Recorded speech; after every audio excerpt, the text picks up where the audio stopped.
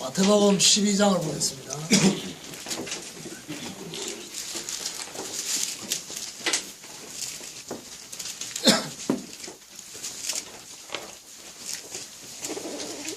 마태복음 12장 28절 29절 이 두 절 다 같이 합독하도록 하겠습니다. 시작. 그러나 내가 하나님의 성령을 힘입어 귀신을 쫓아내는 것이면 하나님의 나라가 이미 너희에게 임하였느니라. 사람이 먼저 강한 자를 결박하지 않고서 어떻게 그 강한 집에 들어가 그 세간을 강탈하겠느냐. 결박한 후에야 그 집을 강탈하리라. 아멘. 지난 1월 달에 이제 첫 모임을 했고, 이제 북한 보고마를 위해서 우리가 기도하기 위해서 가장 먼저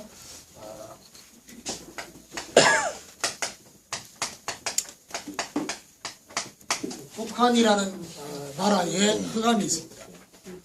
북한 흑암과의 싸움을 싸워야 되겠습니다.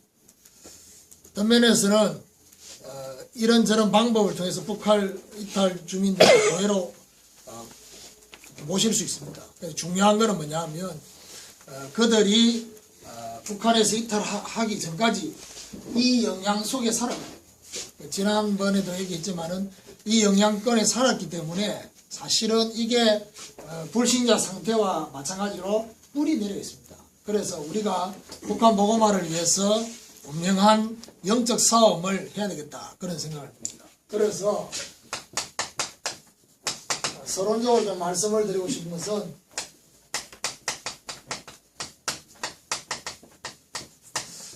가나안 땅을 정복하는 게 하나님 뜻인데, 가나안 땅에 들어가려고 하니까 이미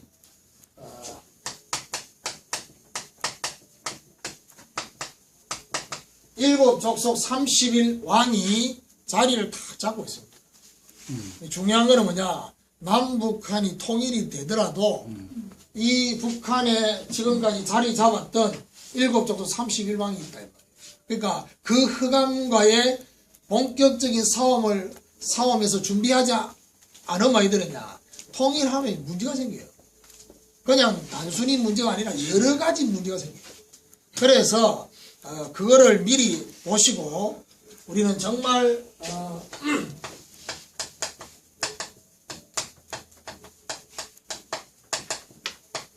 북한 보고마를 위해서 가장 먼저 오늘부터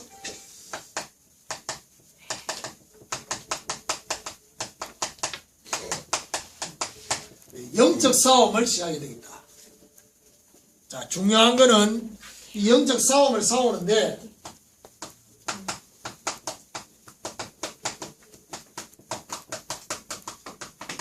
막연한 싸움을 해서는 안 된다는 거죠. 예를 들면 기존 교회를 우리가 다닐 때 신분이 주어졌는지 권세가 주어졌는지 모르고 살다가 이제 다락방에 들어오니까 이제 권세가 주어진지 알고 이제 예수 이름으로 막 휘두르는 겁니다. 휘두르는데 문제는 뭐냐 하면 정확한 타겟들을 막 때려야 되는데 정확한 타겟들을 때리지 않고 막 휘두르니까 어떤 느낌이냐, 어릴 때 동네에서 글러브 하나 들고 막 권투하는데 눈 감고 막 휘두르는 거죠. 맞아주면 너무 감사하고 안 맞으면 어쩔 수 없고, 그런 식의 영적 싸움을 싸우면 안 된다. 그래서 정확한 뭘 알아야 되느냐 하면요, 공격 대상이 정확해야 돼요. 그리고 여기 공격 대상이 정확할수록 공격 무기가 정할 수밖에 없죠. 이걸 해보겠습니다. 그래서 오늘부터 북한의 흑암, 북한의 흑암과 영적 싸움을 본격화하는 그런 축복이 시작되기를 주님의 이름으로 축원합니다. 저는 이제 여기 와서 이제 지난번에도 생각했지만 저분은 왜 왔을까, 이분은 왜 왔을까, 이제 앉아가지고 이제 여러 가지 생각을 좀 할 수밖에 없습니다. 왜냐하면 여기 있는 분들 뭐 이렇게 잘 모르니까 그래서 왜 왔을까 뭐 이런 여러 가지 생각을 하는데 일단 뭐 자이든 타이든 여기 오셨는 그런 뭐 여러 가지 이유가 있겠죠. 그렇지만 오늘 메시지를 들은 책임을 져야 됩니다. 그게 뭐냐? 기도하셔야 돼요. 이걸 가지고. 그래서 상당히 중요한 부분이다. 그런 생각이 듭니다. 첫 번째는 북한의 첫 번째 흑암이 뭐냐면요.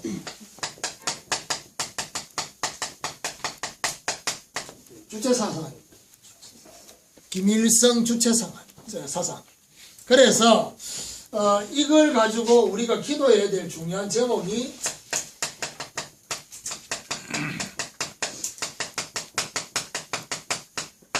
절대 주권 사상으로 바뀌어야 된다. 그냥 단순히 교회 다녀가지고 될 문제가 아닙니다. 그래서 주체 사상의 출발입니다.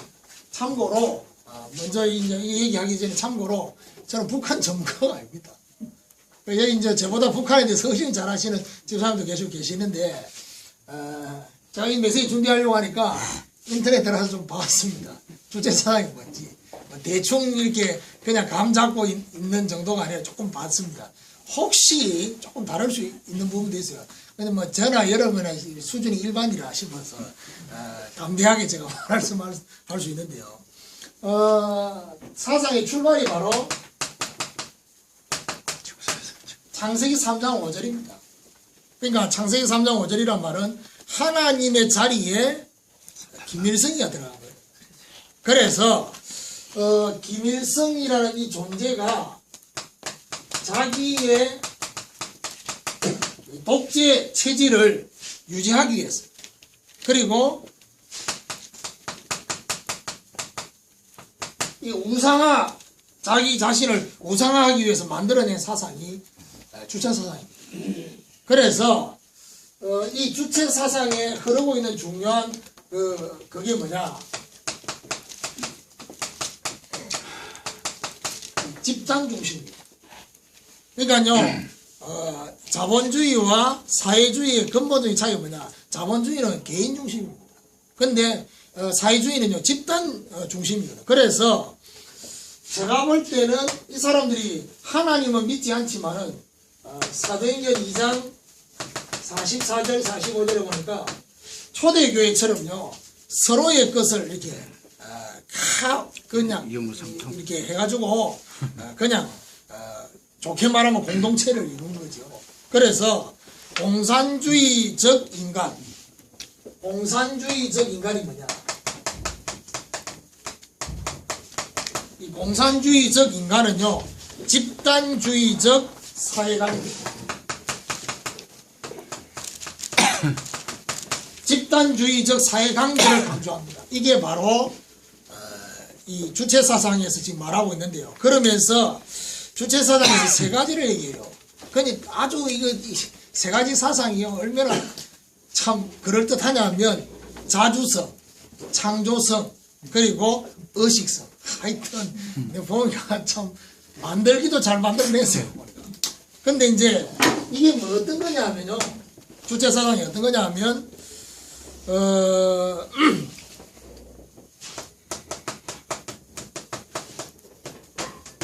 전체의 요구에 개인이 거기에 부응하는 자주성을 말합니다. 그래서 사도행전 4장 36절 37절에 보니까 여기 누가 나오느냐 하면 바나바라는 인물이 교회가 지금 굉장히 경제적으로 어려우니까 이렇게 자원하는 심령으로 밭을 팔아가지고 교회에다 내놨어요. 자, 이걸 내가 왜 성경구조를 잡았냐면 개인이요, 공산주의 안에 있는 모든 개인이 전체의 요구에 자발적으로 부응을 하는 것입니다. 거기에 이제 내가 그 전체의 요구 앞에 부응하는 이걸 보고 말하느냐? 자주성이라고. 그냥 자주성이 아니고 공산주의 전체의 목적에 부응하는 모든 개인이 되어야 된다. 그런 자, 그리고 그 다음에 창조성인데 이게 바로 뭐냐 하면요. 환경을 개선하는, 이 말이 뭔 말이냐. 창세기 11장 1절에서 9절. 집단의 목적의식과 맞도록, 이 집단의 목적의식이 있습니다. 집단의 목적의식과 맞도록 환경을 개선하는 것입니다. 그럼 이 목적과 맞추어서 환경을 개선하는 이걸 보고 뭐라고 말하냐? 창조성이다. 보통 문제가 아닙니다. 그래가지고 지금 이제 결국에는 이 집단의 목적이 하나님을 위한 것이 아니고 바벨탑을 쌓는 그런 결과를 만들어내는 겁니다. 그 다음에 의식이 바로 뭐냐? 의식성이라는 게 있습니다. 이게 바로 바른 인식을 하여튼 잘 만들어냈어요. 사도행전 1장. 그러니까 뭐 제가요 이거 보면서 느낀 게 있습니다. 이렇게 만들어내놓으니까 우리 한국의 대학생들이 여기 빠지지. 보면 그럴듯하게 만들어놨더라고. 그러니까요. 그래서 개인의 목적과 발전 방향, 쉽게 말하면 개인의 목적과 발전 방향이 어떻게 돼야 되느냐 하면 전체를 위해서 내가 존재한다. 그래서 바른 인식을 할 수 있는 인식성을 가져야 됩니다. 내용만 보면 그럴듯합니다. 이 주제 사항이. 그런데 사실은 개인이 전체의 목적, 전체 집단을 위해서 뭔가를 하겠다는데 사실은 그 전체 집단의 가장 중요한 게 누구냐? 김일성, 김정일. 이게 만들어낸 거거든요. 그래서 실제 이 집단을 움직일 수 있는 막 거의 어떤 면에서는 이단들처럼요. 교주 그 이상이에요. 그러니까 이제 짐이 곧 국가야. 그러니까 이제 거기에 맞춰서 이제 모든 인민은 거기에 이제 다 부응하고 거기에 이제 이렇게 해야 된다. 그래서 결국 주체 사상과 절대 주권 사상은 지금 부딪히고 있는 부분이거든요. 그래서 뭘 바꿔야 되느냐? 주인의 자리에 주인을 바꿔야 돼요. 그렇죠? 그래서 창세기 3장 1절에서 5절 결국에는 처음 사람 아담 하와가 하나님처럼 되려고 하면서 문제가 왔잖아요. 공산주의도 마찬가지다. 주체사상도 마찬가지입니다. 그래서 하나님의 절대 주권을 인정하는 주인의 자리가 바뀌어요. 이게 바로 하나님이 우리에게 기도해야 될 첫 번째 기도 제목이 아니겠나. 그런 생각을 합니다. 자, 두 번째로 북한의 두 번째 흑암이 뭐냐. 공산주의는요. 이 북한에만 있는 특별한 사상이고요. 공산주의가 가지고 있는 두 번째 중요한 게 바로 유물론 사상입니다. 이게요 왜 중요하냐면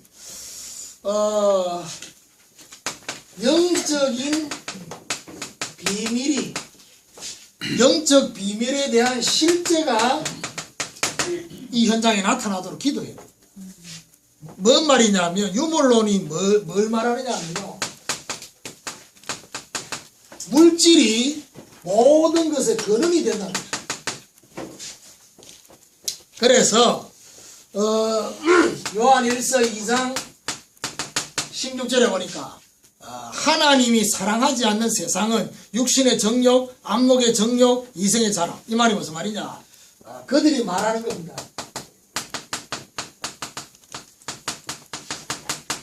정신적인 것보다도 물질적인 것이 근원이다.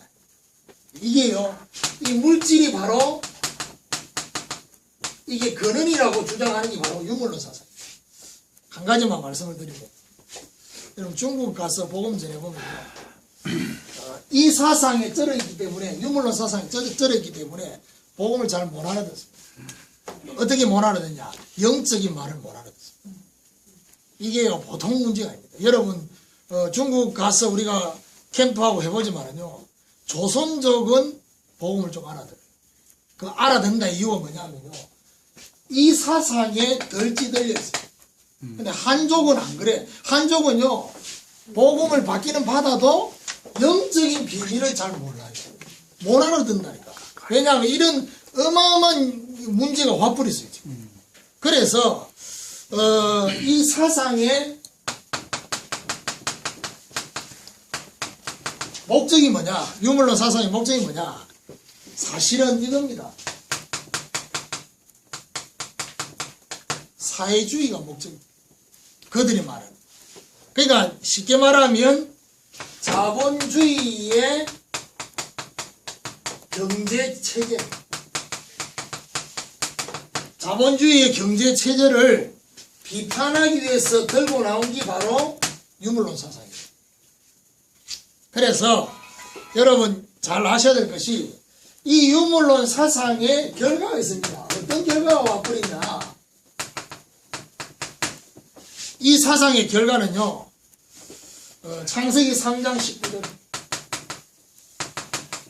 이게 뭐며, 창세기 3장 19절이 뭡니까? 너는 흙이니 흙으로 돌아갈 것이다.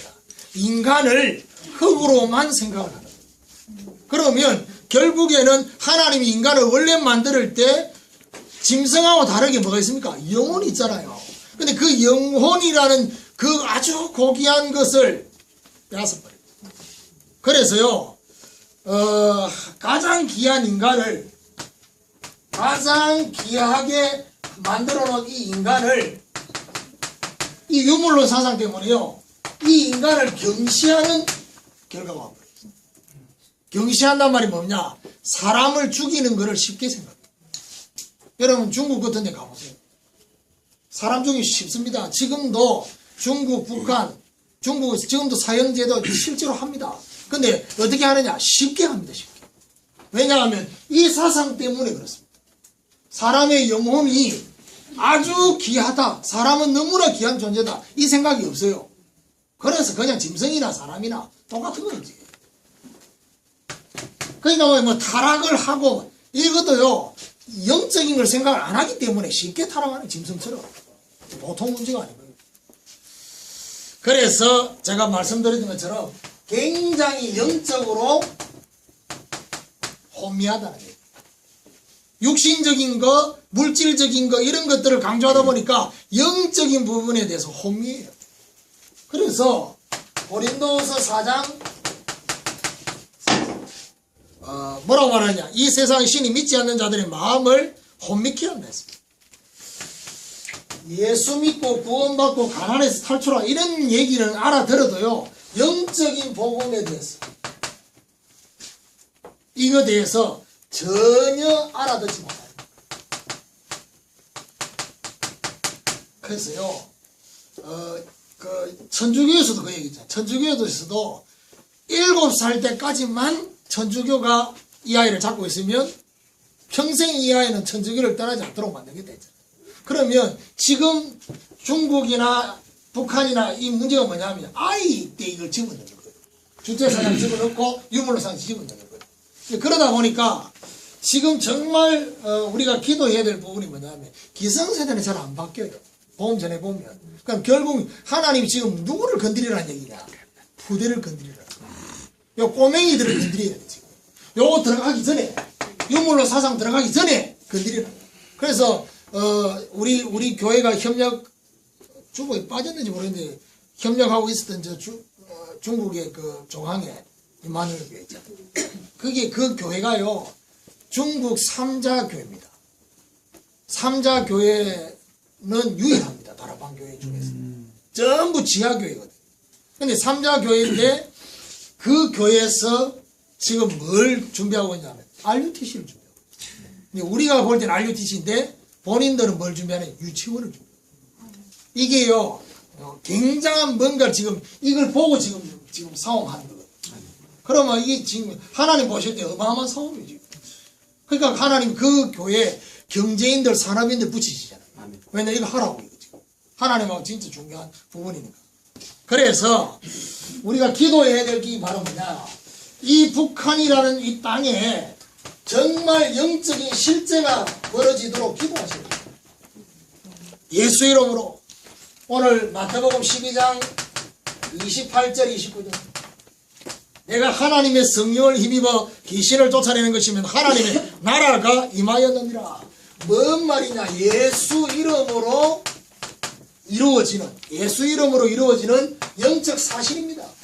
지금도 분명한 것은 예수 이름으로 성령이 역사하고 있고, 예수 이름으로 흑암이 꺾이고, 예수 이름으로 주의 천사가 동원되는 이 비밀이 북한 땅에 일어나도록 기도해야 된다. 아멘. 이게 하나님 우리에게 원하시는 중요한 두 번째 영적 사업이에요. 세 번째입니다. 북한 땅은요, 불신자 상태가 완전히 눈에 보이게 와버려요. 그야말로 재앙과 저주가 와버렸어요. 그러니까 지리학자들이 볼 때 남한보다 북한이 훨씬 농사가 잘 될 수밖에 없는 지리인데 안 되잖아요. 하나님이 저주해 뿌리니까. 이 동방의 예루살렘이라 했을 때는 저 평양이 그야말로 어떻게 해요? 고센 땅이었는데 이게 지금 완전히 저주가